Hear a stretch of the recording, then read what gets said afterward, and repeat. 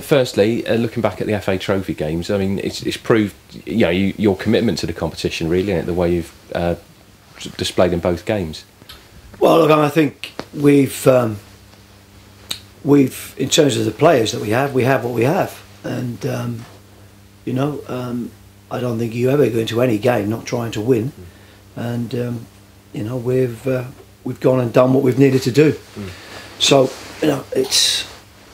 it's a competition that I think everyone wants to win. There's absolutely no doubt about that. But I'm not even going to start on on where the schedule leaves people. But we just have to get on with it. I know you said Tuesday night was useful in terms of preparing people for Saturday, but could you have done without it, if all told? Well, the proof will be in the pudding. I think there is no doubt that when you have a period of inactivity, you're never sure about how the players are going to come back. And having the game on Tuesday meant that the 5 that didn't play on Saturday could play on Tuesday. And it was a game for the goalkeeper behind our more regular back 4. And it's always nice to go into games knowing that what you've got is tried and trusted. So from that point of view, hopefully it worked okay for us. And what do you make of the draw now? Because I think there's only 4 Skrill Premier sides left in there. I think it's very misleading, because the 4 that aren't, certainly 2 of them are top of their leagues, and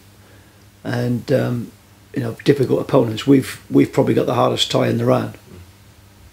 And obviously, looking back at the weekend, we had Tom Bonner's injury. Do you know any more about the nature of it, what he's done to his ankle at all?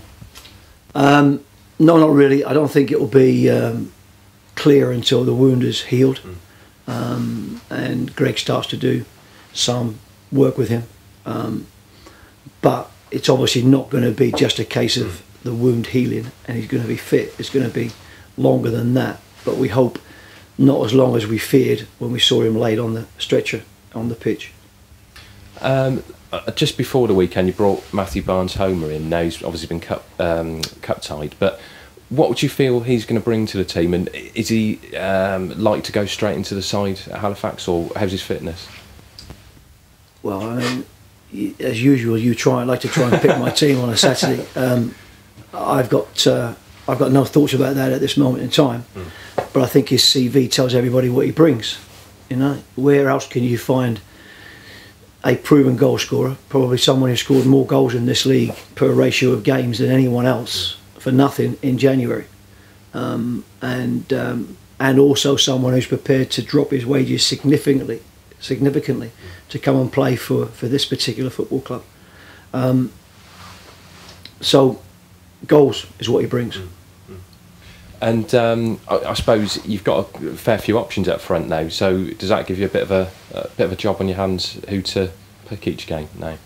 No, I don't think so. I think it's the number of games means that we need as many options as we can have. If you look at Tuesday night, for example, the 3 people who you would consider forwards started, and we didn't have anyone else to play apart from young James, because we knew what the pitch would be like, and we didn't want to risk people who are still coming back from injury too much. So no, I don't think you can have enough forward options at this stage of the season, and they're going to be needed for sure in the run of games that we've got coming up. With Halifax at the weekend, you obviously beat them 5-1 at the start of the season. I mean, I suppose in some ways, do you look back now as a bit of a freak result, and particularly you look at the way their home form is now and the way they've gone this season since then? Well, I mean, look, they appear to be a totally different team at home than what they are away. The intensity of their play in their own stadium is incredible. I don't think freak result is the right terminology, to be honest, because what happened in the game, I don't think the referee made a mistake, but we certainly got the run of the game, and doubtful whether the scoreline would have been anything like it was if the incidents hadn't happened. But obviously they'll be smarting from that. It'll be in their memory, no doubt, for the weekend. They'll feel as though they were hard done by, and I can understand that.